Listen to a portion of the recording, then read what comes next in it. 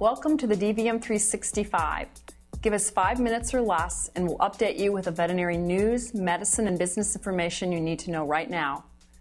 I'm Dr. Tracy Revore.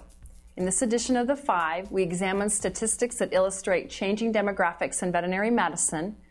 We learn about a policy change at a prominent veterinary school, and we hear Dr. Karen Felstedt with NCVEI explain how new practice managers can improve practice efficiency by eliminating missed charges and unnecessary discounts. First up, the news. The American Veterinary Medical Association just released statistics indicating that women now outnumber men in the organization. The demographic shift began in the 1980s as more women began entering the profession, and female AVMA members finally took over the majority in 2009, outnumbering male members by more than 1,500. The AVMA data also revealed that the number of veterinarians seeking certification as specialists has skyrocketed. Referral and specialty practice veterinarians increased by 173% from 2006 to 2009.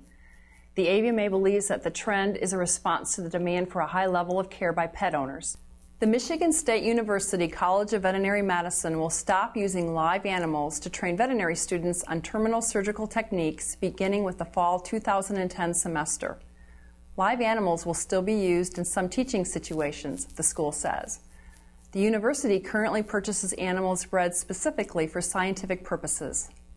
First-time practice managers can be tentative to dive headfirst into organizing practice finances. Veterinary consultant Dr. Karen Felstedt recommends dipping a toe into the water by performing a medical record audit to identify excessive discounts and missed charges. Doing a medical record audit and comparing the services that were performed for a client as are written down in the medical record compared to what was actually charged to the client, and then calculating the percent of stuff that's slipping through the cracks, whether it's intended discounts or missed charges, and then extrapolating that over the revenue of the practice. That's a relatively easy start. It's kind of a satisfying exercise as well because most practices have more discounts than they think that they do, or more discounts and missed charges. So they're going to feel like they accomplished something with that activity. And then you look at it and say, okay, what do we do with this information? What are the holes in our practice that we need to fix? Having a baby should be a happy time in a veterinarian's life. But if you're an associate, telling the practice owner about your pregnancy can be as nerve-wracking as the day you interviewed for the job. Relief veterinarian Dr. Michaela Shaughnessy offers tips for breaking the news to your boss.